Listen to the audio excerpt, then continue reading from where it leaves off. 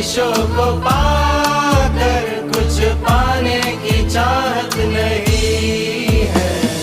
धन्नो हम धन्नो हम धन्नो हम धन्नो हम धन्नो हम धन्नो हम धन्नो हम धन्नो हम धन्नो हम धन्नो हम धन्नो हम धन्नो हम धन्नो हम धन्नो हम धन्नो हम धन्नो हम धन्नो हम धन्नो हम Dhannoham Suprabhatam. We are entering into a new chapter, the Life Grid Tool, the actual core of the whole program, experiencing the human experience. In first course, we did decluttering, यानी कि कचरे को साफ करने का प्रयास किया।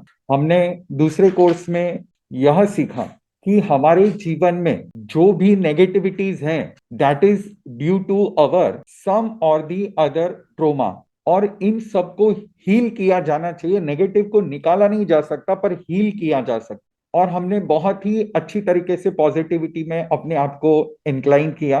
थर्ड कोर्स में हमने ये सीखा, किसी भी स्थिति में हमें आगे बढ़ना है, the Phoenix rise. And now today's fourth course, the life grid tool, how to divide your life and in which part of life what we should experience. So let us start. Everybody ready and excited to create this beautiful moment in life to decide what should be experienced when. इसमें बहुत सारा कुछ आपको शायद पता भी होगा या शायद कहीं सुना भी होगा, और बहुत सारा कुछ आपने नहीं सुना होगा, पर I am definitely sure nobody has concentratedly discussed on this program. तो आज इसी important बात को हम डिस्कस करने वाले हैं। We all are over here to discuss this important value of life. हम ये छोटा कोर्स है। छोटा कोर्स इसलिए है कि अगर मैं इसको बड़ा करने गया तो सारा साल यही कोर्स चलेगा। Now this, आज जो मैं कोर्स आपको सिखाने जा रहा हूं, इसका elaboration next year when many of you will enter into the advanced level. इसमें से बहुत सारे लोग यहाँ से एडवांस लेवल में जब एंटर करेंगे, तब हम यहाँ से बहुत कुछ फंडामेंटल बेसिक्स को सीख कर वहां पे हम एंटर करेंगे। So this is very necessary important for our next year intermediate level. This year is elementary level. ये जो हम master of belief and action का कोर्स कर रहे हैं, this is elementary level. Education and knowledge never stops. It is infinite and it is eternal. We have to just go into this journey.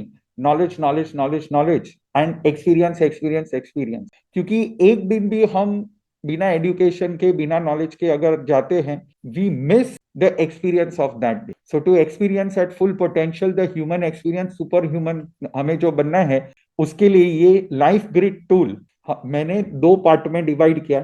एक पहला छोटा लाइफ ग्रिड और फिर बाद में बड़ा लाइफ ग्रिड, दो पार्ट में डिवाइड किया है। तो आज मैं छोटे लाइफ ग्रिड के बारे में, the life grid tool part 1, and tomorrow I will talk about life grid tool part 2, and then the whole life will be defined in the next year, that is intermediate level. So everybody ready and excited? I am starting the presentation. हमने बहुत बार ऐसे खुद को कहा होगा कि पहले हम इंसान तो बने, खुद को कहा होगा, दूसरों से भी चर्चा की होगी कि पहले हम इंसान तो बने, बाद में हम जो बनेंगे वो बनेंगे, पर पहले हम मनुष्य तो बने। हमें हमारे मनुष्यत्व को उजागर करना है। We want to focus upon our human experience. ये हम सभी ने बात किया होगा, पर ह्यूमन कैसे बने, how to become a human, ये हमने ट्रेनिंग या फोकस या प्रिंसिपल्स इसके बारे में हमने ज्यादा बातें नहीं की है। सिर्फ 2-3 बातें की होगी। ह्यूमन मतलब करुणा, ह्यूमन मतलब प्यार। अब देखिए, ये करुणा प्यार तो जंगल में जानवरों में भी होता है, पर आज जो ह्यूमन एक्सपीरियंस है वो हो गया है डोमिनेशन। द वेस्टर्न वर्ल्ड ने आपको सिखाया है कि दूसरे सब जानवरों को मार के, काट के, जिसको जो करना है करो, पर तुम अच्छा जीवन जियो। हमारा ये लाइफस्टाइल हो चुका है। कितने सारे हम बातें करते कि करुणा कीजिए, ये कीजिए, वो कीजिए, पर हम लेदर के प्रोडक्ट्स कितने सारे यूज करते हैं, लाइफ में कितनी सारी क्रुएल्टीज हम यूज करते हैं। आपके घर पे जो भी मॉडर्न टेक्नोलॉजीज घर पे आ रही हैं, आपका एलपीजी गैस है, या आपके घर में घर से निकलने वाली जो गटर है, या आपके घर में यूज होने वाला प्लास्टिक है, आपके घर में यूज होने वाला रबर है, आपके घर में यूज होने वाला नॉन डिग्रेडेबल नेचर को हार्म करने वाली जो भी वस्तुएं हैं, ये सब हम नेचर को हार्म कर रहे हैं, दुनिया को हार्म कर रहे हैं, हम इतना उसको खराब कर रहे हैं।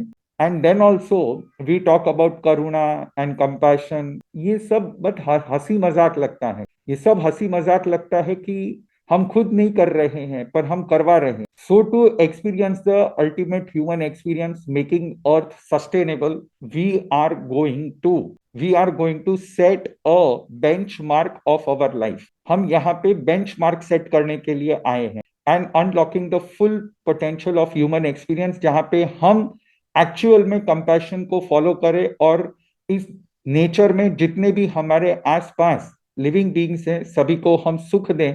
नेचर को, अर्थ को, स्पेस को, हम हर चीज को, एयर को, वाटर को कंजर्व करें, रिजर्व करें। जितना भी हमारा नेचुरल रिसोर्स हमारे पास अवेलेबल है उस सब को हम रिजर्व करने का प्रयास करें। यही है हमारा बेस्ट ह्यूमन एक्सपीरियंस। तो इसको लाइफ में 4 पार्ट्स में डिवाइड करना होता है। It is very simple. Framework for first with purpose and balance. Last time we talked where we who am I, where I have come from and where have I to go। मुझे कहाँ जाना है और जहां भी जाना है उसके लिए मेरे पास मुझे ये 4 फ्रेम्स क्रॉस करनी होंगी, मुझे ये 4 स्टेजेस लाइफ के क्रॉस करने होंगे। तो सबसे पहला है ब्रह्मचर्य आश्रम, दूसरा है वानप्रस्थ आश्रम, तीसरा है गृहस्थ आश्रम और चौथा है संन्यास आश्रम। अब यहाँ पे जो गृहस्थ आश्रम और वानप्रस्थ आश्रम की एज लिखी है दैट इज अप्रोक्सीमेटली एज, और जो ब्रह्मचर्य आश्रम और संन्यास आश्रम की एज लिखी है यहाँ पे एज नहीं लिखी है because that is also dependent upon modern terms. पहले हम 100 साल जीते थे, 80 साल 90 साल जीते थे, आजकल उतना हम नहीं जीते हैं। तो इस हिसाब से हमारी लाइफ को हम कुछ कुछ कम ज्यादा करके इसको डिवाइड कर सकते, पर फिर भी अगर एक अच्छा ह्यूमन एक्सपीरियंस आपको चाहिए तो आपको लाइफ में 4 फ्रेमवर्क्स बनाने पड़ेंगे। Brahmacharya ashram, the learning stage and experiencing innocence, निर्दोषता का अनुभव करना। अब ये निर्दोषता को हम कैसे अनुभव करें वो मैं बात करता हूँ। गृहस्थ आश्रम, द अर्निंग स्टेज, यहाँ पे पैशन होता है। वानप्रस्थ आश्रम, द रिटर्निंग स्टेज, यहाँ पे हमारा विजडम होता है, हमारा एक्सपीरियंस होता है सालों का। और संन्यास आश्रम, द यर्निंग स्टेज, यहाँ पे हमें शांत होना होता है। शांति तो जीवन भर चाहिए पर यहाँ पे संपूर्ण तरीके से without any stimulation, without hindering anybody, तो ऐसा संन्यास आश्रम होता है। इस 4 में हम 4 चीज एक्सपीरियंस करते हैं और 4 चीज गेन करते हैं। We experience 4 things and we gain 4 things. इसमें से ये 4 एक्सपीरियंसेस है। ब्रह्मचर्य आश्रम में अगर आपने निर्दोषता का अनुभव नहीं किया तो क्या किया, गृहस्थ आश्रम में अगर आपने अपना पैशन को फॉलो नहीं किया तो क्या किया, और वानप्रस्थ आश्रम में अगर आपने अपना विजडम, जिसको हम वृद्ध कहते हैं, वृद्ध का मतलब वडील, वृद्ध मीन्स वर्धमान, जो ऑलरेडी वृद्ध हो चुका है, जो वर्धमान हो चुका है, जिसने प्रोग्रेस कर लिया है। वानप्रस्थ is the one who has already progressed. जो वृद्ध हो चुका है, जो वर्धमान हो चुका है, जो ऑलरेडी प्रोग्रेस कर चुका है, वो है वानप्रस्थ विजडम। और संन्यास यानी शांत, जो अपने आप को सबसे न्यूट्रल बना चुका है, one who has made himself neutral, that is sannyas ashram, completely neutral. Do we need to experience this. अगर आपके बचपन में आप इनोसेंस को अनुभव नहीं करते हो, आपका बचपन खत्म। अगर आप गृहस्थ आश्रम में पैशन को फॉलो नहीं करते हो, आपका गृहस्थ आश्रम खत्म। अगर आप वानप्रस्थ आश्रम में विजडम फॉलो नहीं करते हो, आपका वानप्रस्थ आश्रम खत्म। अगर आप पीस को, संन्यास आश्रम में पीस को नहीं फॉलो करते हो, आपका संन्यास आश्रम खत्म। इन आपके लाइफ का फर्स्ट ग्रिड है वो है, ये पार्ट 1 है। Again I am telling you this is part 1। ये 4 टाइप का है, ये 4 टूल्स हैं। अब आगे का जो टूल है, ये 4 फ्रेमवर्क है। आगे का जो फ्रेमवर्क है उसमें 12 ग्रिड्स आने वाले हैं। ये 4 ग्रिड है वहां पे 12 आने वाले हैं। 12 के लिए आपको तैयारी करनी है, पर यहाँ पे बेसिक एक फ्रेमवर्क है कि आपको जब नेक्स्ट हम टाइम टेबल बनाएंगे, स्केड्यूल बनाएंगे, नेक्स्ट हमारा जो टूल है वो है लाइफ प्लानर टूल। तो लाइफ में प्लान जब हम करेंगे तो उसको हमको समझना चाहिए कि ब्रह्मचर्य आश्रम में कौन सी ड्यूटीज होती हैं, गृहस्थ आश्रम में कौन सी ड्यूटीज होती हैं, वानप्रस्थ आश्रम में कौन सी ड्यूटीज होती हैं, और संन्यास आश्रम में कौन सी ड्यूटीज होती हैं। So now let us first talk about ब्रह्मचर्य आश्रम। What is the importance of ब्रह्मचर्य आश्रम? इसके लिए एक श्लोक कहा गया है, प्रथमे नार्जितम विद्या, द्वितीय नार्जितम धनम, तृतीय नार्जितम धर्म, चतुर्थे किम करिष्यति। यानी जिसने अपने फर्स्ट 15-20 ईयर्स में नॉलेज इकट्ठा नहीं किया है, जिसने अपने सेकेंड पार्ट ऑफ लाइफ में पैशन को फॉलो करके धन, पैशन को फॉलो करना है, धन कमाना है, अगर उसने धन नहीं कमाया है, और तीसरे पार्ट में अगर किसी ने धर्म यानी कर्तव्य ड्यूटीज समाज को रिटर्न नहीं किया है, चतुर्थे किम करिष्यति, उसकी मृत्यु बहुत ही बुरी होने वाली है। वो अपनी लाइफ में कुछ नहीं कर पाएगा। आप आजकल देख रहे हो 50 साल के लोग, 55 साल के लोग, 60 साल के लोग यहाँ वहां घूम रहे हैं, पर उनकी लाइफ का कोई पर्पस नहीं है, क्योंकि उनकी फर्स्ट लाइफ का भी कोई पर्पस नहीं था, तो सेकंड लाइफ का भी कोई पर्पस नहीं था। बस दुनिया ने कहा शादी कर ली तो कर लिया, और दुनिया ने कहा ये करना है तो कर लिया, पैसे कमाना है तो कमा लिया। अब तीसरी लाइफ में उसके पास लोगों को कुछ देने के लिए नहीं है। अरे लोगों को तो जाने दो, अपने बच्चों को देने के लिए कुछ, शेयर मार्केट में से शेयर के कुछ पेपर्स हैं और 2-3 कुछ और चीजें हैं, बस उसके अलावा उसको अपने बेटे को देने के लिए कुछ भी नहीं है। अब ऐसी व्यक्ति जिसने पहले कुछ नहीं किया, दूसरे में कुछ नहीं किया, तीसरे में कुछ नहीं किया, वो चौथे में क्या करेगा? उसकी लाइफ का कोई वैल्यू नहीं है। और जनरली जिसने अपनी लाइफ में एक डिपेंडेंट लाइफ को ही चुना है, जिसने सेल्फ रिलायंस को नहीं चुना है, जिसने डिपेंडेंट लाइफ को ही चुना है, उसकी लाइफ बर्बाद होने वाली। ब्रह्मचर्य आश्रम से जो हम पहली बात सीखते हैं, ब्रह्मचर्य आश्रम में हमें क्या क्या सीखना होता है। ब्रह्मचर्य आश्रम में हम क्या प्रोक्योर करते, क्या गेन करते और क्या मेंटेन करते हैं। ब्रह्मचर्य आश्रम में हम मेंटेन करते हैं इनोसेंस। आपके बच्चे हैं, उनकी लाइफ में इनोसेंस मेंटेन रहे, वो आपकी जिम्मेदारी है। 18 साल की उम्र में मैच्योरिटी आए, वो सही बात है। Options, Kareena Nandu is asking, अगर बचपन में जो दीक्षा ले लेता है उसकी क्या बात है? सी, देयर आर ऑलवेज ऑप्शन। हमेशा एक अपवाद होता है। अब आप बोलोगे जो एक लड़का है, अभी मैंने एक लड़के का एक आर्टिकल पढ़ा था, शार्क टैंक का आर्टिकल था। एक 16 साल का लड़के ने ढाई 2,500 करोड़ 2,500 करोड़ कंपनी खड़ी कर दी है। तो ये अपवाद है, सब 16 साल के लड़के इस दुनिया में, करोड़ों 16 साल के लड़के सबने नहीं किया, ये एक ही व्यक्ति ने किया। एक छोटा सा लड़का है, वो गूगल बॉय जिसे कहा जाता है, हाँ, डब्बा वाला कुरियर, यस। छोटे छोटे बच्चे हैं, एक गूगल बॉय है, 8 साल का लड़का है, उसके पूरे वर्ल्ड का पॉलिटिक्स के बारे में कुछ भी पूछो, कुछ भी उसको क्वेश्चन करो, उसको सब मुंह पे। आप इस दुनिया में कोने में जाकर किसी सिटी का नाम लो और बोलो कि किसी कंट्री का नाम लो और बोलो कि इसका कैपिटल कौन सा है, तो वो कैपिटल का नाम ले लेता है ना। तो ऐसे अपवाद होते, करोड़ों में एक होते। बचपन में दीक्षा लेने वाले ऐसे करोड़ों में एक होते, और वो होते हैं, they are eligible, they have that potential, उनमें वो पोटेंशियल होता है। Right now, what I'm talking is not about अपवाद. Don't give me example which are in a very small number. Give me that example which is for everybody. एक राजमार्ग है, shortcut भी होता है, पर शॉर्टकट में सब लोग पास नहीं होते। शॉर्टकट में कोई कोई जा सकता है, जो रेगुलर मैं यहाँ पे शॉर्टकट्स या अपवाद सिखाने नहीं आया हूँ। आप सभी एक सामान्य गृहस्थ जीवन जी रहे हो, और सामान्य गृहस्थ जीवन में हमें क्या होना चाहिए। अगर आप में से कोई दीक्षा लेना चाहे तो दोपहर को हम दूसरा क्लास शुरू कर सकते हैं उसके लिए, बचपन से ही। तो please message me in the private chat box, we can start another class in the afternoon for them.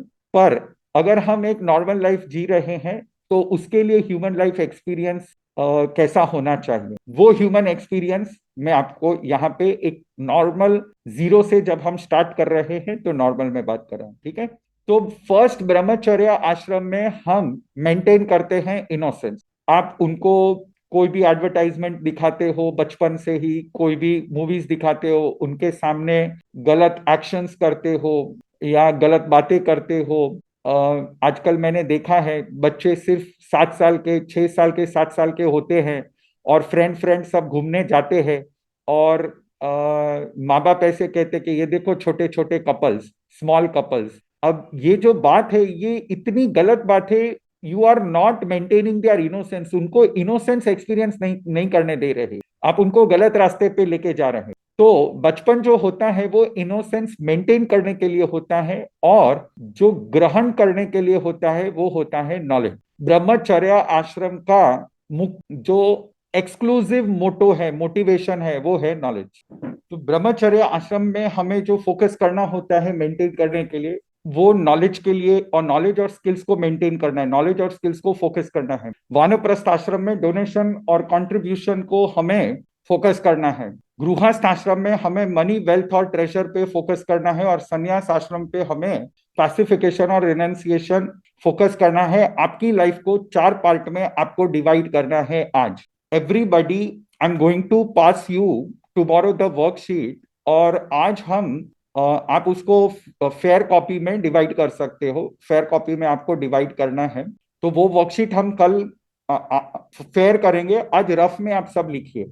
सबसे पहले आपकी लाइफ, आप जिस किसी भी अभी एज में हो, in whatever age right now you are here, this is we are doing practical not theory. अपनी लाइफ को 4 पार्ट में डिवाइड करो, और अप्रोक्सीमेटली आप एक डिसाइड कर लो कि आपको कितने साल जीना है, how many years you want to live. जब हमने पहला क्लास शुरू किया था तब मैंने आप सभी से पूछा था कि I have decided to live for 80 years, मैं 80 साल जीने वाला हूं, I am going to live for 80 years, and many of them had already decided with me that we want to live for 80 years. किसी को 90, 100 जीना है तो जी सकते हो, पर for my self, according to my wisdom, I have decided that mostly I will live for 80 years. Or there is another way, if you are not decided, there is another way how to divide your life. ये जो line होती है, ये जो line होती है, ये वाली line, if it touches over here, you can count it 75 years. तो मेरा थोड़ा आगे है, क्योंकि इधर से थोड़ा आगे चल रहा है, so I will live for 80 years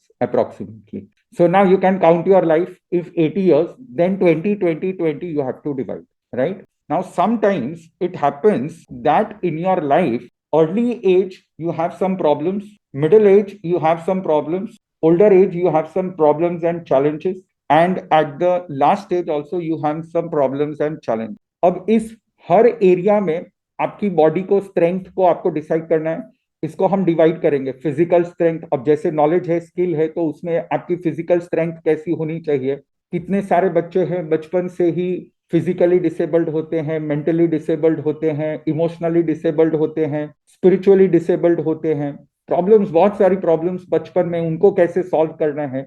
हम इसको डिवाइड करेंगे तो ही तो सब हम प्रॉब्लम सॉल्व कर पाएंगे। अगर लाइफ को डिवाइड ही नहीं करेंगे तो प्रॉब्लम्स को सॉल्व कैसे करेंगे। Why we want to divide this life into these parts? Because we want to know the problems of this, challenges of this age, and we want to tackle with them, right? We want to tackle with them. So now ब्रह्मचर्य आश्रम में knowledge और skills को gain करने में हमें क्या क्या प्रॉब्लम आती है।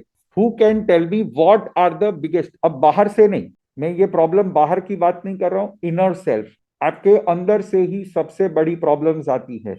ऐसे points which are rational and which are for most of the people का पे जिनका इन्फ्लुएंस होता है, उन्हीं बातों को यहाँ पे हम मेंशन करेंगे, ठीक है।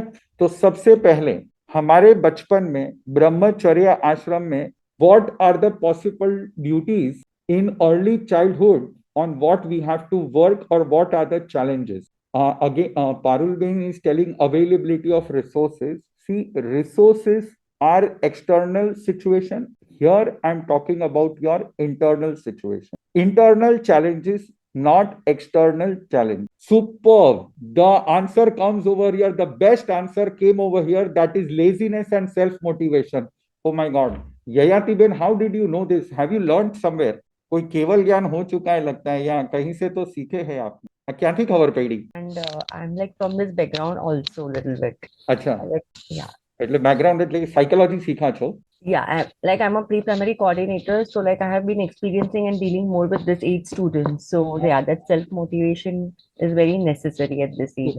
Yes, this answer is the exact answer which was written 100 years ago by Gurudev Puja Ratnachandra Ji Maharaj Sahib, on whose book I'm conducting the whole class. You are absolutely right. Congratulations. No, this I did not expect. Exactly, I did not expect this. Somebody will answer. Very good answer. So she has given the right answer, and the two things which a person needs in life is self motivation and laziness. If a kid is not taught how to fight with laziness and self motivation, he will suffer a lot of challenges in his future life. Kajal Ben is writing desire, anger. Yes, these all are also the challenges in early childhood that I will discuss. But the first thing is, if you cannot maintain time, if you are lazy, this can be tackled only in the first 15 to 20 years of your life, because once you are out of this, once you are 20 years को आप cross कर गए, nobody can tell you anything. मैं कितने घरों पे गोचरी जाता हूं,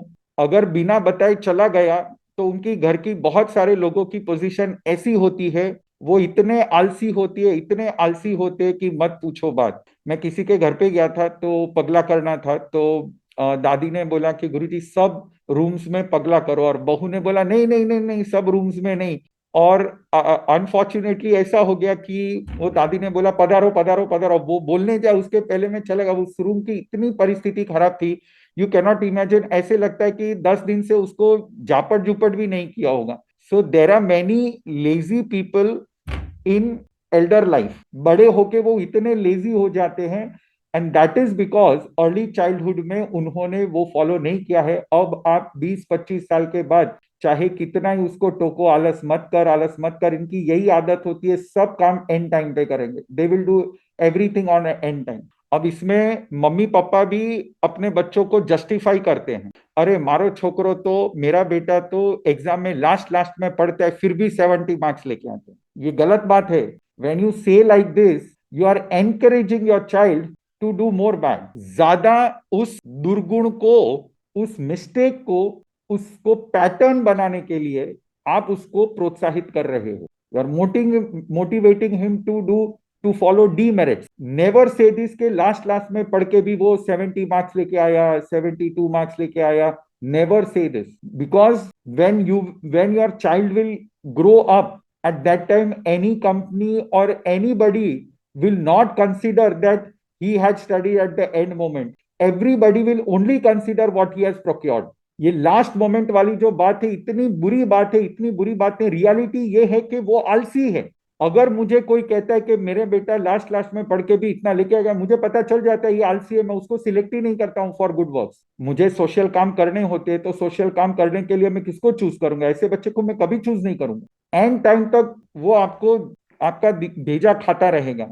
ही will not do for you anything. We want a timeline, we want a perfection. तो बचपन से ही आपको ये सिखाना पड़ेगा how to live without laziness. तो बचपन में सबसे पहला दुर्गुण जो हमें तोड़ना होता है वो होता है लेजीनेस.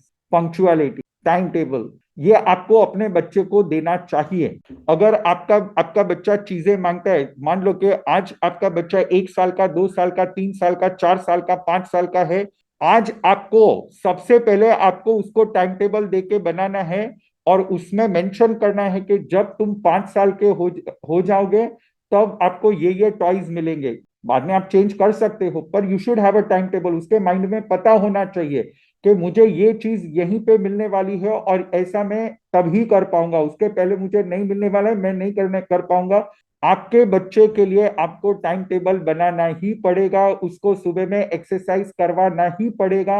अगर आप ये नहीं करते हो तो आपका बच्चा भी ये नहीं करेगा, and you are not producing a good product for the country, for the nation, for the globe, and for in turn for your family, society, or yourself also.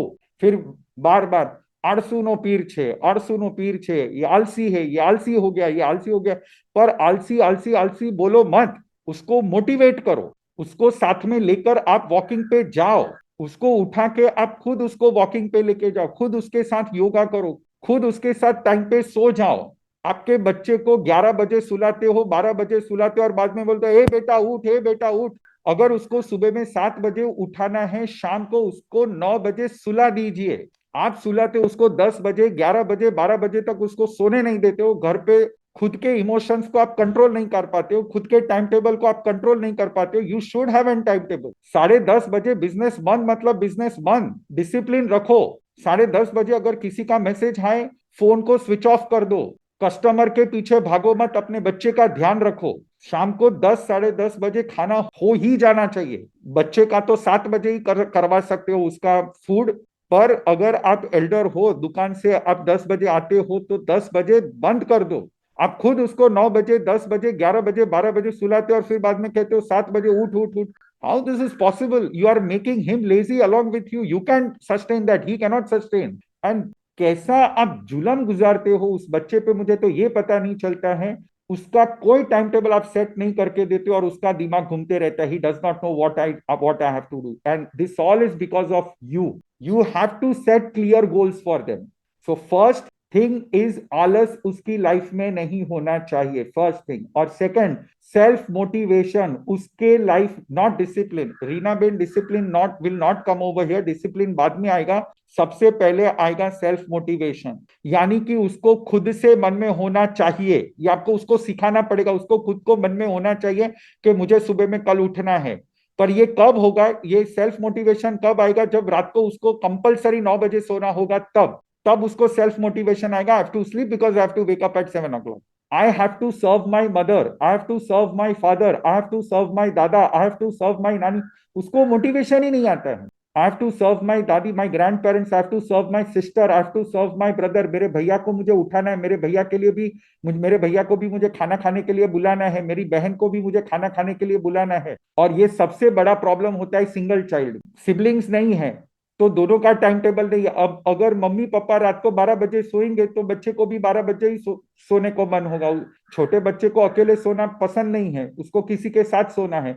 अगर सिबलिंग्स है तो दोनों सो जाते हैं 9 बजे साथ में। सिबलिंग्स नहीं है, सिंगल चाइल्ड में ये बहुत बड़ी प्रॉब्लम होती है। Single child are the most laziest children I have ever seen. Single child are very lazy, very unprofessional, very conditional. हर बात में शर्त होती है, हर बात में शर्त होती है। ब्रह्मचर्य आश्रम में क्या पेरेंटिंग बहुत इंपॉर्टेंट है, 100% पेरेंटिंग इंपॉर्टेंट है। होम स्कूलिंग, गृह शिक्षा, गुरुकुल शिक्षा, पेरेंटिंग भी बहुत इंपॉर्टेंट है और एडुकेटिंग भी बहुत इंपॉर्टेंट। हर पेरेंट्स को अपने बच्चे के पीछे सिर्फ 9 साल देने हैं। You have to give only 9 years, 1 year of pregnancy and 8 years of nurturing, and then it's all yours. Game पूरी आपके हाथ में है। जैसे क्रिकेट में पहले 15 ओवर आप नहीं, अगर चौके छक्के लगा सकते हो, अगर आप कवर नहीं कर सकते हो तो बाद में आपको मैच में रन्स कवर करना मुश्किल हो जाता है। अगर आप पहले 15 ओवर में विकेट खो देते हो तो बाद में मैच में सस्टेन करना मुश्किल हो जाता है। इसी तरह इस जीवन के मैच में इस ग्राउंड पे, जीवन के इस ग्राउंड पे अगर हम तभी टिक पाएंगे जब हमारे अंदर डिसिप्लिन बढ़ाने के लिए हमें आलस को छोड़ना होगा, हमें सेल्फ मोटिवेशन में आना होगा। These are the 2 things what you have to inculcate in your child. अगर ये 9 साल की उम्र तक आप नहीं कर सकते हो, आप फ्यूचर में बहुत ही डिफिकल्टीज एक्सपीरियंस करने वाले हो। और ऐसे बच्चे सोसाइटी के लिए या फैमिली के लिए, मैंने अभी एक लड़के को देखा, सिर्फ 26 साल के 2 लड़के, दोनों ने पार्टनरशिप की और एक फ्रेंड ने इमोशनली दूसरे फ्रेंड को ब्लैकमेल करके कहा कि you bring in this much of funding, I will partner you. अब दूसरा फ्रेंड है, सिर्फ 26 साल का लड़का, उसने अपने पिताजी से जिद की। अब उसकी मम्मी ने भी जिद की, आप मेरे बेटे को कभी आगे नहीं आने देते हो, कभी आगे नहीं आने देते हो। And he funded him 40 lakh rupees, 40 lakh रुपया उसने फंड किया। वो 40 लाख रुपया लेके आया। अब दोनों मिल करके स्टार्टअप करने की कोशिश की एक आइडिया पे, 20 लाख चले गए, अब 20 लाख बाकी थे। तो जिसने जो फंड लेके आया था, पर्सन बी, उसने अपने फ्रेंड को कहा कि तू फंड नहीं लेके आया है तो मेहनत तो कर, तू कम से कम मेहनत तो कर। अब उसका झगड़ा हो गया, झगड़े में उसने केस फाइल कर दिया कि मुझे इससे अलग होना है। और वो 20 लाख बाकी के जो 40 लाख का वेंचर था, तो उसमें से 20 लाख लेकर, जो बचे थे वो 20 लाख लेकर चला गया फ्री में। अब वो क्या कर रहा है, घर पे बैठा है, उस 20 लाख के पैसे से रोटियां तोड़ रहा है, बस। He is not doing anything. ये आलसी लोग ऐसे होते हैं, ऐसे लोग सोसाइटी के लिए मॉन्स्टर बन जाते हैं। और उसको अगर आप हील करके, उसको हील करके, आलस को आलस को हील करके अगर आप उसको सेल्फ मोटिवेशन में नहीं लेके आते, उसके अंदर से अगर ये बात नहीं आती है, उसको बचपन में अगर ये समझ नहीं आता है कि मुझे कुत्ते को परेशान नहीं करना है, मुझे एनिमल्स को परेशान नहीं करना है, अगर बचपन में ये बात उसको समझ में नहीं आती है, बड़ा होके कभी उसको समझ में नहीं आई। ये बचपन में ही सब उसको सिखाना होता है, बचपन में ये इनोसेंस में वो सब सीख जाता है। तो two things you have to give, one is self motivation and second is you have to get him rid of procrastination, making him proactive, not hyperactive, proactive, professionally active, a professional active, not hyperactive. Right now children are hyperactive, जब चाहिए तब बिना मतलब के आलस करेंगे, और जब नहीं चाहिए तब बिना मतलब के हाइपर हो जाएंगे। We don't want hyperactive, we want proactive. This is the first stage where we want to, and there are two more qualities who can now predict। और दो क्वालिटीज है, कौन प्रेडिक्ट कर पाएगा? मतलब दो क्वालिटीज है, वो क्वालिटीज ऐसी है, वो भी जैसे आलस में से क्वालिटी आती है प्रोएक्टिव, ऐसे ही और एक नेगेटिविटी है, उसको कट करने से हमारे अंदर एक और एक क्वालिटी आती है। तो एक negative, not self reflection, anybody if you can think of something, नहीं वो लैक ऑफ फेथ और ऐसा नहीं है। टाइम मैनेजमेंट तो प्रोएक्टिव में हो गया। शेयरिंग, यस yes, sharing है, sharing will come afterwards. One more I want at second stage, natural bond, fearlessness and sharing will come at a later stage. Manners तो प्रोएक्टिव में, expression, comparison, competition भी आएगा, थोड़ी देर के बाद आएगा comparison और कंपटीशन के बारे में थोड़ी देर के बाद बात करूंगा। और एक बहुत नेसेसरी चीज है, यस, डिस्ट्रैक्शन, फोकस, ये हम आलस के साथ ले सकते हैं। Distraction will come along with आलस। Behavior, okay. Respect for elders, yes, that will come at a later stage. Vinay, yes, respect for elders, Vinay, that will come at a later stage. One more thing I want, okay, I'm telling you which you have never thought, शायद आपने इस बारे में कभी सोचा ही नहीं है। Helping nature, sharing, वो सब बाद में आएगा, वो और आगे की स्टेज में आएगा। लर्निंग वैल्यूज तो बराबर अपन, कौन सी वैल्यू? लर्निंग वैल्यूज तो एवरीबडी वांट्स टू लर्न, कौन से भी स्टेज पे हो वैल्यू ही सीखनी है। डिटर्मिनेशन नहीं, determination does not come at this stage, determination does not come at this. Doubts clearing, yes, doubts clearing तो वो बच्चे करते ही रहते हैं। Self reflection is not, okay, I tell you, okay, I tell you the second thing what you have to control at this age, please. जो parents है इधर, वो तो बड़े अक्षर से ये लिखना है आपको, बड़े अक्षर से। फर्स्ट इज आलस्य, procrastination. First is P, alasya, procrastination, that we have to remove. We talked about it. The second thing is addiction. Addiction के बारे में बच्चों को बचपन से ही पता होना चाहिए। You have to not get addicted to your toys, you have to not get addicted to any external things. You have, if you are addicted to your mother, to your father, it's okay, but you don't have to get addicted. Addiction, व्यसन, emotionally addicted हो जाते हो, ठीक है। कितने सारे बच्चे हैं मैंने देखे, they are addicted to their ayah. उसकी आया अगर कपड़े पहनाएगी तो ही पहनेगा, उसकी आया अगर जूते पहनाएगी तो ही पहनेगा, उसकी आया अगर उसको स्कूल में छोड़ने जाएगी तो ही जाएगा। Bhoomi, this is not self obsession, this is addiction. अगर बच्चों को अपने आप पे कंट्रोल नहीं सिखाया जाएगा, वो कभी कंट्रोल नहीं कर पाएगा। सुबह में उठ करके बच्चे खड़े हो जाते हैं, आया लेट उठती है, आया आएगी, उसको नहलाएगी, उसको कपड़े पहनाएगी, तब जाके वो स्कूल जाएगा, और मम्मी को तो ये कुछ करना नहीं है।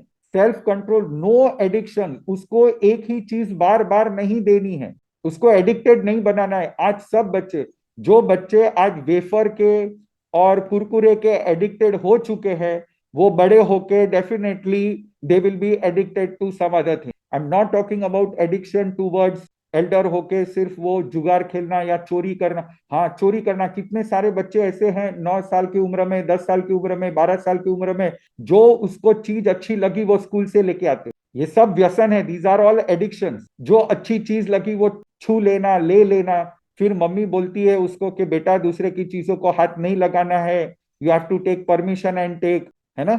आप ये सब सिखाते हो, तो ये सब जो आदतें हैं उसमें सबसे, yes, right now they are having a lot of addiction towards eating and mobile.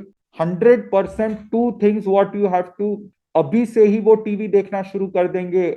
आप तो चलो डिप्रेशन में हो, आपको बहुत सारा स्ट्रेस है, आपके हस्बैंड शायद पैसे नहीं कमाते, यार कम कमाते हो, आपकी लाइफ में बहुत सारा प्रॉब्लम है, आप टीवी देखते हो, आप मोबाइल स्क्रीन स्क्रॉल करते हो, तो समझे छोटे बच्चों को इतना एडिक्टेड बना देना, So over here, two things are more important. First, what you have to remove from them is procrastination, and second, what you have to remove from them is addiction. You don't have to, बचपन में ये होता ही है, and this is prone to happen. ये जो दो qualities है, एडिक्शन और प्रोक्रास्टिनेशन, ये बचपन से ही होती है. These are the biggest problem of a country.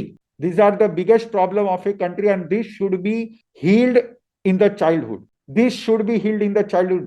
Example of procrastination, આળસ. આળસ દીપેનભાઈ, પ્રોક્રાસ્ટિનેશન એટલે આળસ. हर चीज में आड़स करवी. अगर ये दो चीज उसमें से नहीं निकाल पाते हो, आप कभी कुछ नहीं निकाल पाओगे. Understood everybody? Until now anybody has any question till now? हाँ, बर्नआउट और वो सब भी है, बर्नआउट और वो सब भी है, पर बेसिकली ये दो चीजें हैं. बेसिकल बर्नआउट वगैरह जो होता है वो थोड़ा टीनेज में होता है, यानी 13 साल की उम्र के बाद होता है. राइट नाउ आपके हाथ में आपका बच्चा है, 9 साल तक का है, तब तक, जब तक वो 9 साल का है, तब तक आपको दो चीज जो बड़े में बड़ी क्वालिटीज आपको याद रखनी है, वो है प्रोक्रास्टिनेशन, यानी कि आलस से दूर होना चाहिए, सेल्फ मोटिवेटेड होना चाहिए हर चीज करने के लिए, जैसे वो खाने के लिए सेल्फ मोटिवेटेड होता है, इस तरह. और दूसरी बात जो सबसे इंपॉर्टेंट है, वो है एडिक्शन से दूर होना चाहिए, and he should learn self control. मैं नहीं करूंगा, मैं ये नहीं करूंगा, नो. कितने सारे छोटे बच्चे होते हैं दूसरों को सिखाते, नहीं भैया, we should not do this, हमें ये नहीं करना है. They control. अपने पेरेंट्स को बोलते, मम्मी पाखी छे આજે, આજે આપણે કાઈ નથી ખાવાનું, આજે આપણે રેસ્ટોरेंटમાં નથી જવાનું. लुक एंड लर्न से बच्चे आते हैं घर पे और बहुत अच्छी अच्छी बातें करते हैं, है ना. So everybody, now we go to the next stage. So I am giving you right now, मैं आपको बेसिक बेसिक चीज जो पिलर्स हैं वो मैं आपको सिखा रहा हूँ. There are many things, competition, comparison, वो सब नहीं होना चाहिए, पर they all are secondary elements. Right now I am teaching you primary elements. ये तो नहीं ही होना चाहिए. एडिक्शन नहीं ही होना चाहिए. एडिक्शन, व्यसन अलग अलग टाइप्स के हैं, वो मैं कल आपको बताऊंगा. एडिक्शन, चोरी एक एडिक्शन है, झूठ बोलना वो एक एडिक्शन है. बस एडिक्शन हो जाता है, अब झूठ ही बोलना है. बहुत सारे लोगों को मैंने देखा है, हर बात पे इतना हम बोलते हैं ना, वो गप्पा मारता है, पता चलता है कि वो झूठ बोल रहा है, खुद भी हंस रहा है, हम भी हंस रहे हैं, उसको भी पता है कि वो गप्पा मार रहा है, हमको भी पता है कि वो फेक कर रहा है, और फिर भी बस चलता है. ये झूठ बोलने की आदत है, गप्पा मारने की आदत है, बस फेक बोलने की आदत हो गई है. एक 2-3 बच्चे मैंने देखे थे, बात कर रहे थे एक दूसरे से. एक लड़के ने कहा कि इस बार दिसंबर में मेरे पापा सांता क्लॉज के कपड़े लेके आने वाले. अब दूसरे ने बोला कि मेरे पापा भी सांता क्लॉज के कपड़े और गिफ्ट लेके आने वाले. तीसरे ने बोला मेरे घर पे तो सांता क्लॉज आने वाले. अब ये चलते रहता है, ये बच्चों के में चलते रहते हैं, पर ऐसा ये बहुत गलत है. जो आज ऐसी गलत गलत बातें कर रहा है, वो कल क्या करेगा पता नहीं है. झूठ बोलना, फेक फ्रॉड करना. एक लड़का अपने ट्यूशन में गया था, उसकी मम्मी बता रही थी, एक लड़का ट्यूशन में गया था, उसने सैटरडे संडे होमवर्क नहीं किया था. तो दूसरे लड़के ने उसको, मतलब ट्यूशन में अभी टीचर बैठी नहीं थी, तो उसने पूछा तूने होमवर्क किया, तो कि नहीं किया मैंने. क्यों नहीं किया? अब उसने ऐसे ही बोल दिया कि हम लोग सैटरडे संडे कहीं हिल स्टेशन पे घूमने गए थे. अच्छा, हिल स्टेशन पे घूमने गए थे, कहाँ पे गए थे? तो कि फॉर एग्जाम्पल हम लोग दार्जिलिंग शिमला गए थे घूमने के लिए. दार्जिलिंग शिमला गए थे, उधर क्या किया? तो वो बोल रहे हैं, अब एक फेक तो कर दिया, अब दूसरा फेक बोल रहे हैं कि सैटरडे संडे हम दार्जिलिंग शिमला गए थे, वहां पे हमको अमिताभ बच्चन मिले, मैंने उसके पास से ऑटोग्राफ लिया. और फेक फेक 10-15 मिनट फेक के ऊपर फेक, फेक के ऊपर फेक, सब पूरे ग्रुप में वो अपनी बड़ाई कर रहा है. अब टीचर आई और टीचर को उस लड़के ने कहा कि miss, this so XYZ person went to Shimla and got autograph of Amitabh Bachchan. अब मैडम ने ये सुना, मैडम को भी बहुत फैसिनेटेड फील हुआ. उसने क्लास खत्म होने के बाद उसकी मम्मी को पूछा, आप शिमला गई थी, आप अमिताभ बच्चन आपको मिला? अब उसकी मम्मी बोल रही है कि नहीं, ऐसा कुछ तो हुआ नहीं है, सैटरडे संडे तो हम घर पे ही थे. और बाद में उस बच्चे को घर पे जाके जो मार पड़ी है, बाप रे बाप. तो अब ऐसी ऐसी छोटी छोटी बातों पे झूठ बोलना, फेक करना, फ्रॉड करना, और अगर उसकी इमेजिनेशन है तो उसको कहना चाहिए, बेटा you should keep your imagination to yourself, but don't prove it right, don't prove it right. Right. तो ये जो व्यसन है, 7 टाइप्स के व्यसन होते हैं, और आलस के भी प्रकार होते हैं. आलस में सबसे बड़ा प्रकार होता है ब्लेम गेम, यानी दूसरों पे दोष डालना. आलस किससे होता है? Blame game. अब ये ब्लेम गेम कौन खेलता है? पेरेंट्स ही खेलते हैं ब्लेम गेम. पेरेंट्स ही बोलते हैं मेरे नसीब खराब है, मेरे नसीब खराब है, मेरे नसीब खराब, वो पेरेंट्स बोलते हैं। और फिर यही बात आती है चिल्ड्रन में, चिल्ड्रन ने ये बोलना शुरू कर देते हैं कि मेरा नसीब खराब है, मेरा नसीब खराब है, मेरा नसीब खराब है। आप बच्चे को बोलोगे why didn't you get marks, तो वो बोलेगा daddy I am not fortunate, मैंने लिखा तो सब था पर मुझे मार्क्स ही नहीं आए, आई एम नॉट फॉर्चुनेट, मैंने जो सीखा था वो तो एग्जाम में आया ही नहीं, जो नहीं सीखा था वो डैडी सब आउट ऑफ सिलेबस क्वेश्चंस था, है ना। अब ये सब बोलना, ब्लेम गेम खेलना, ये बचपन से अगर आ गया तो ये आलस और एडिक्शन उसके अंदर हमेशा के लिए धस जाएगा। सेकंड है गृहस्थ आश्रम, प्रथमे नार्जितम विद्या। अब यहाँ पे मेहनत नहीं की, स्किल्स एक्वायर नहीं किए, नॉलेज एक्वायर नहीं किया, यहाँ पे टाइम पास करता रहा। बच्चों को आजकल टेंशन हो रही है, बच्चों को आजकल स्ट्रेस हो रहा है। I don't know for what reason their parenting is bad, or their family conditions are bad, or their parents don't know how to raise a child. I don't know what. And the biggest thing is what parents don't know that I don't know. Parents को ये पता ही नहीं है कि मुझे पता नहीं। Parents को ये लगता है कि मैंने तो सब सही किया, तो मेरे साथ क्यों गलत हो रहा है। But you don't know, आपको पता ही नहीं है कि आपको बहुत कुछ नहीं पता है। अब गृहस्थ आश्रम, गृहस्थ आश्रम के दो बहुत बड़े दुर्गुण है, who can tell you. Selflessness गृहस्थ आश्रम में नहीं आता है, काम स्टेट ऑफ माइंड ऑल्सो गृहस्थ आश्रम में नहीं आता है। सेल्फलेसनेस और काम state of mind comes after, it comes in वानप्रस्थ आश्रम एंड संन्यास आश्रम। नाउ गृहस्थ आश्रम के दो बड़े दुर्गुण, इसमें से पहला दुर्गुण, एक zero clarity. Absolutely Deepen has the first answer, zero clarity. Yes Ankit Turakhia, ignorant. Absolutely, this is the first thing, ignorant and no clarity। उनको पता ही नहीं है कि मुझे शादी क्यों करनी, उनको पता ही नहीं है कि मेरा गृहस्थ आश्रम क्या है। Zero clarity, what is the way, दुनिया कहाँ जा रही है, दुनिया क्या कर रही है, ट्रेंडिंग में क्या है। Yes Yayati ben, influence comes after that, first it is zero clarity. Yes Nutan ben, absolutely, thinking you know it all. हाँ, सबसे पहले तो you don't know and then you don't know that you don't know. This is the biggest problem of गृहस्थ आश्रम। Adjustment बाद में आया था। ईगो इज तो like spiritual quality, anger is also spiritual quality, वो बहुत हाई लेवल पे होता है। यस फोकस तो इना बेन, फोकस कम्स इन ब्रह्मचर्य आश्रम, नो नॉट एक्सेप्टेंस। दूसरा कौन बताएगा। First is ignorance, zero clarity, उसको पता ही नहीं है कि क्या है। सेल्फ डाउट नहीं है, सेल्फ डाउट, अच्छा सेल्फ डाउट को हम, yes this could be one answer, but उससे better answer चाहिए मुझे। I want a better answer। yes Vaishali Ben, no planning, yes absolutely no planning is the biggest problem of गृहस्थ आश्रम, but this is because of no clarity। but I want one more answer, and that is, I'm giving you the answer, it is known as ambiguity। I will write over here, I will write over। गृहस्थ आश्रम के दो बड़े problem है, no clarity and ambiguity। what is my role, ambiguity का मतलब है what is my role, है ना। आप घर में बार बार पूछते हो तो फिर मेरा कंट्रीब्यूशन क्या है, मेरा रोल क्या है, what is my role in your house. और एक आदमी पूछता है जाके ऑफिस में कि मेरा रोल क्या है, अब वो खुद से सोच लेता है मुझे ये नहीं करना है, मुझे वो नहीं करना है, और फिर बाद में पूछता है कि मेरा रोल क्या है। No clarity and ambiguity. और अपना जो रोल है उस रोल के लिए डाउट, मुझे सिर्फ बच्चे ही बड़े करने हैं, मुझे और कुछ करना नहीं है, मेरी कुछ इच्छा नहीं है क्या, मुझे ये नहीं है क्या। तो वो शादी से पहले ही आपको क्लियर कर लेना चाहिए था। गृहस्थ आश्रम के बहुत बड़े दो problems, no clarity. No clarity का मतलब है कि जमाना क्या है, मैं क्या हूं, खुद के बारे में खुद का पता नहीं है, सेल्फ डाउट जिसमें आता है। और सेकंड है एम्बिग्विटी, मुझे पता ही नहीं है कि मेरा रोल क्या है, मेरी ड्यूटीज क्या है। राइट्स के बारे में सबको पता है कि मुझे ये मिलना चाहिए, ये मिलना चाहिए, ये मिलना चाहिए, बट मुझे इसके लिए मुझे रोल प्ले क्या करना है वो पता नहीं। वानप्रस्थ आश्रम और संन्यास आश्रम में कल बताऊंगा। Now anybody has any questions. Vaishali Ben, अगर साहेब હવે આપણે તમે જેમ કીધું 8 years યા તો 10 years તક એમને એક એજ્યુકેશન કે એક લાઈફસ્ટાઈલ આપવાની એ મિસ આઉટ થઈ ગયું ને નાઉ કિડ્સ આર 18 15 or 20 તો what should we can do?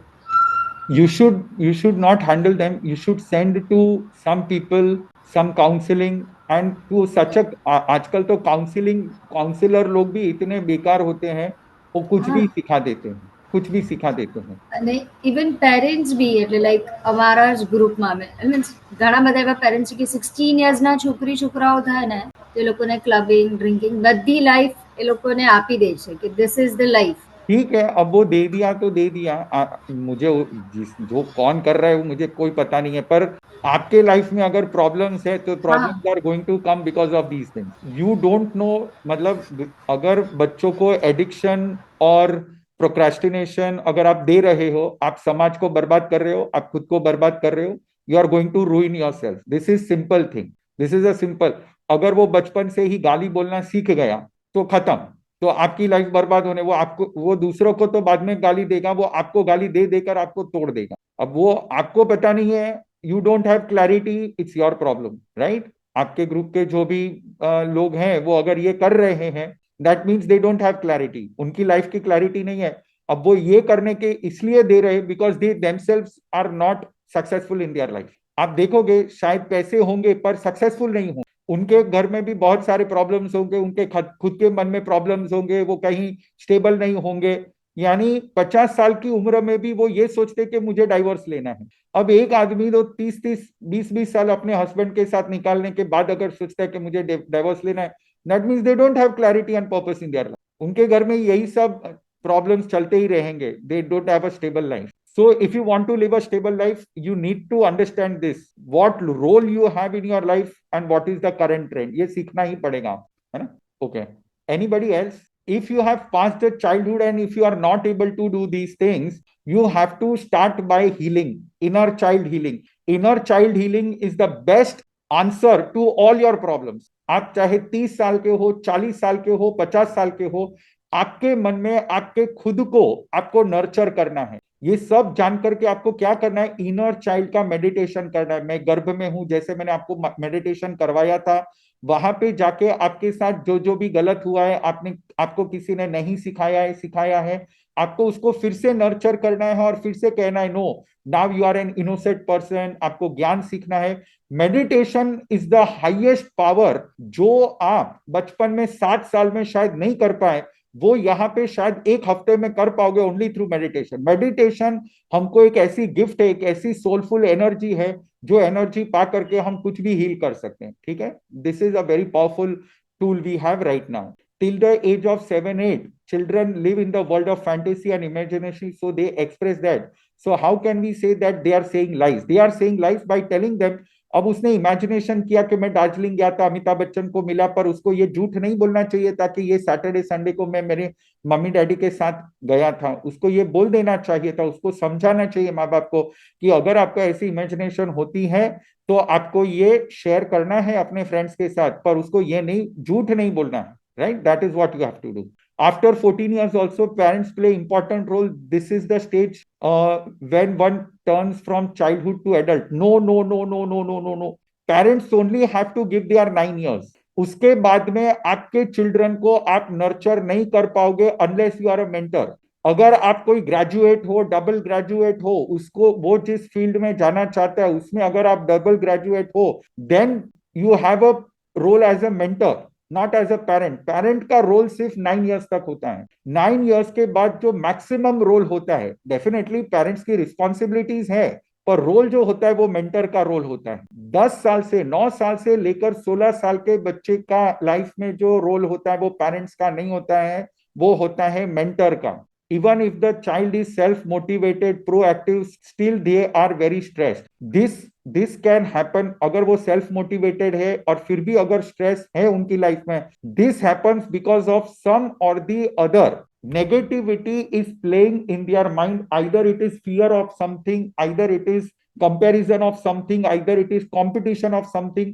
तो ये सेकेंडरी स्टेज में जो मैंने आपको कहा था, ये कंपटीशन की बात बच्चों में नहीं डालनी चाहिए। 0 to 9 कंपटीशन नहीं होना चाहिए, 0 to 9 कंपैरिजन नहीं होना चाहिए। अगर ये हो गया, इसको हील करना बहुत मुश्किल हो जाता है। ಮತ್ತೆ वंदना गुरुदेव। आशीर्वाद Charvi.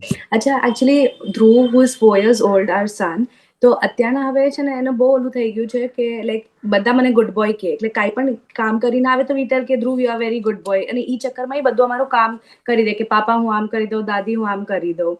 But this at a time we feel કે it's really good that he is doing to become a good boy, but at times we see કે બારે જ્યારે જઈએ છે, because of this he becomes very weak. Like આજકાલ તો બધા બચ્ચા લોકો સાથે રમતા કરતા હોય, કોઈ એને ધક્કો મારશે, કોઈ ઓલું કરશે, તો he'll come back and he'll say કે હું તો good boy છું, I should not do that. But then people not bully but kind of એને overpower કરે છે.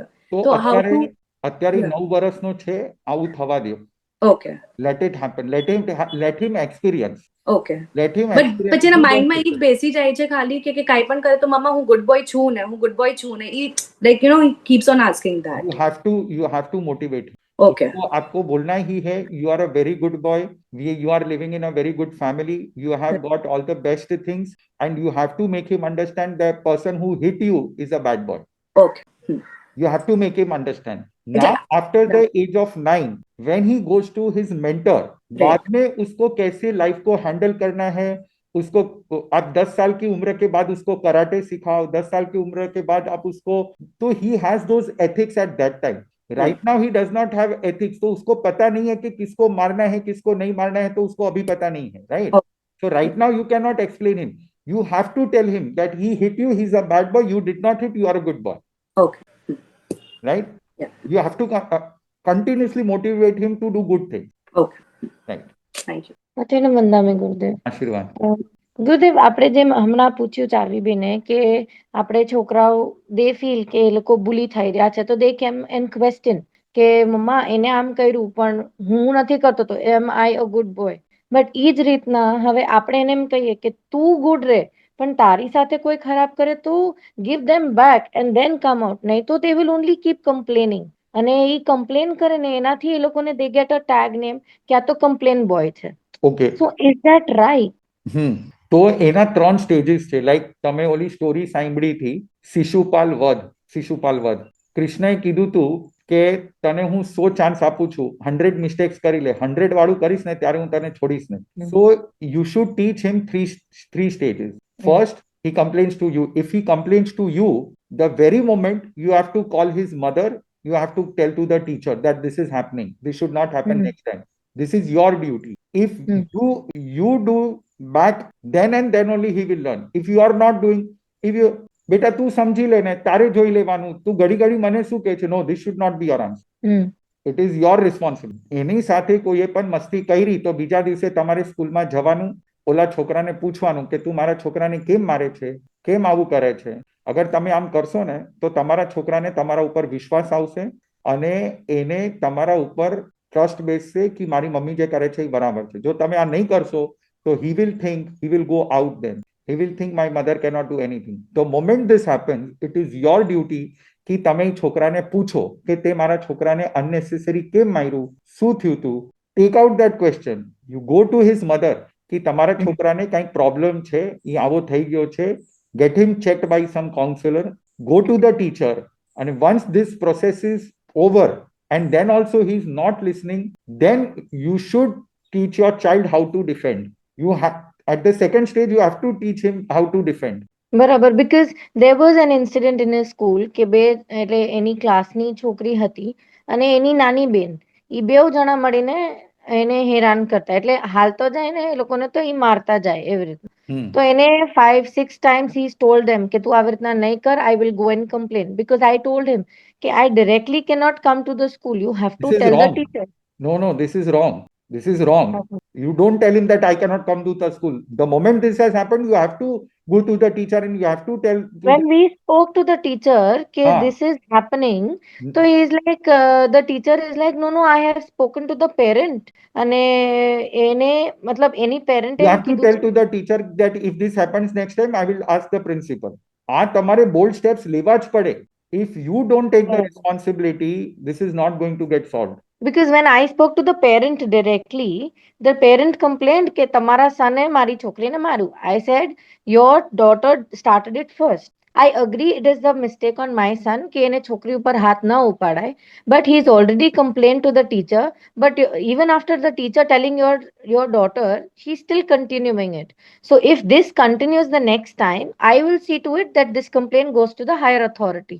Yes. So no I will take care of the children, I will talk to my daughter. If this second time, if this happens, you have to go to the higher authority. ના ઈ કર્યું ને એના પછી બધું stop થઈ ગયું. But But the first time when this happened, when I spoke to the parent directly, she's telling your son did it first. I said no your daughters have been doing it. He's been complaining 2-3 વાર એને મને complain કરી, but I couldn't get hold of you. So when this happens the second time, I will go it to the higher authority. But the teachers are also in a dilemma કે હું છોકરાને પહેલા કહું કે છોકરીની વાત સાંભળું. This covers up the gender issue. તો how are we to handle things એમ? પણ હવે અમુક વસ્તુઓ તો પછી અનસોલ્વ જ હોય છે, બીકોઝ રાઈટ કો education is creating a problem, A problem create કરે છે, પણ ઇટ્સ ઓકે, બટ તમે આ ફોલો કરવું જોઈએ. This is what we have to follow. You did the right thing, you went to the higher authority, this is the right thing, it's your responsibility, you have to take care of. Okay, Thank so you. there are questions over here. Can you give some practical prayog to overcome laziness? Okay, so to overcome laziness is only two things. Whatever you are doing, that only your child has to imitate. But if you are waking up if you are sleeping at 9 o'clock, your children will also, either he should have a sibling who sleeps at 9 o'clock, or if he's a single child, you have to sleep at 9 o'clock. You have to take that care.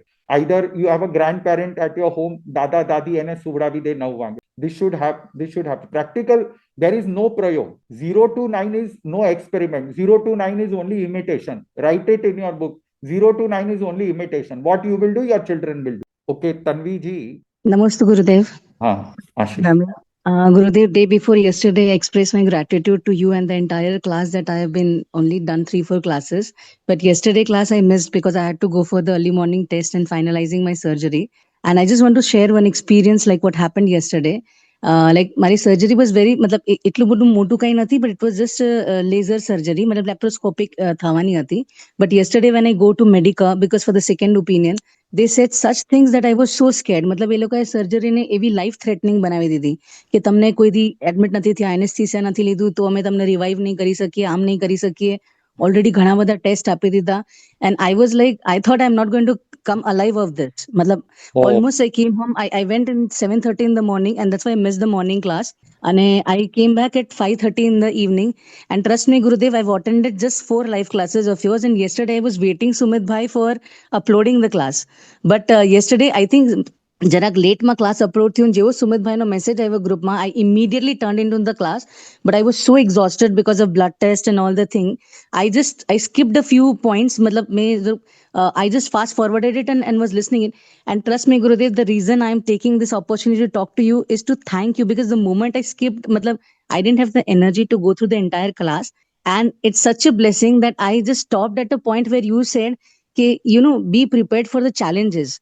Because give the blessings to the universe and take the challenges, because the moment you will fall and keep falling and rise again, rise like a phoenix. And that particular thing of yours was like you telling me ke challenges avse. And at that point, Gurudev, trust me, I was feeling, when I was coming out of Medica, Jagannath Bhagwan nu mandir છે વહાં, मतलब side માં, right side માં, and I thought, God, I want to come out alive, because after all these troubles in life, I found a guru, I found a line where I could know who I am actually, this human purpose, this human life. I can come to conclusion, okay, why am I being born as a human, and what I can do with my life. And I thought, oh my God, just hamna start thyu છે, and what if I am not going to survive? And I was so much depressed. And that one word of one line of yours, because meditation started and I didn't have the energy to actually go through it because I was totally exhausted. No problem. But that one particular line of yours, okay, challenges will come each to che, that is what you rise like a phoenix. And that particular point was like you telling me that you will face challenges that will come. If agar Ayush nu bandh hase, if you're not going to survive, then let it be. Whatever it is, just surrender yourself, do your bit. And trust me, Gurudev, 90% I was like crying like hell. My family also thought like it is a problem. And one clip, I 10 seconds back I almost heard it 10 times. As if, the universe is telling me it's okay. The only way is surrender.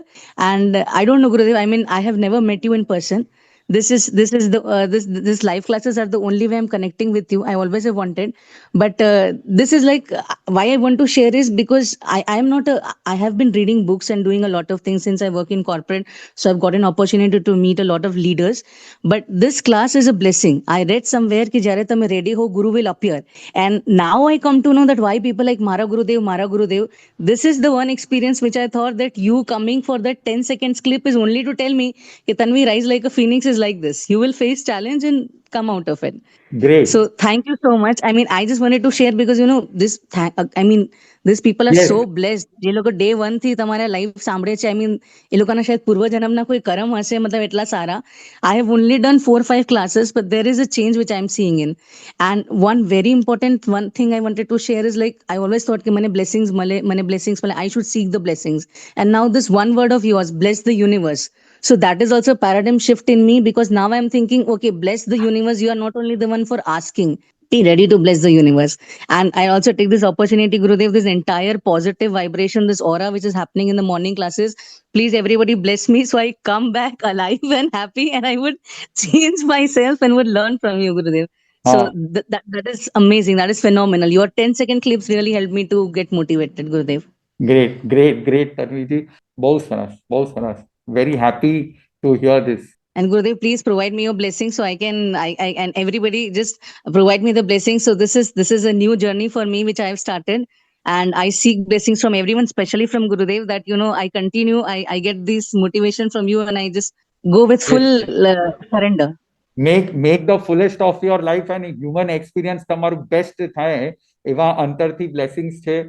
And અગર તમે એમ કહો છો કે તમે universe તરફથી બ્લેસિંગ્સમાં આવ્યા છો, તો ઇવન આઈ ફીલ કે this is motivated by my gurus Ratnachandraji Maharaj Saheb. જ્યારે એ પણ મને બુકમાં હું વાંચ્યું ને, તો આઈ ફીલ કે Guruji is telling me that you have to tell this to people. So it is indirectly, not me telling you, it is indirectly those gurus blessings, they are touching to you all. It's a great experience. Thank you so much, Gurudev. Thank you. Okay, so today's class is with a great happiness. We are concluding this class that Brahmacharya ashram are for 2 things. One is knowledge and one is skills. That is Brahmacharya ashram. Gruhast ashram is for 2 things: wealth, treasure. ये 2 चीज. Natural resources, treasure is only not physical treasure, it's human treasure, it's emotional treasure, it's value treasure. All this is Gruhast ashram. Vanprasth ashram is all of returning whatever wisdom and experience and knowledge you have, you are returning that. And the last is renunciation, sannyas ashram. 2 things what you have to take care of in Brahmacharya. Basically, no procrastination, no addiction. Procrastination, alas, and proactive you have to become. Gruhast ashram, you have to remove 2 things from your life, that is ignorance and ambiguity. Ignorance and ambiguity you should not have in. These are the very big 2 flaws of Gruhast ashram. And next 2 I will discuss tomorrow. I hope everything is clear to everybody. Danoham. Be blessed to the universe.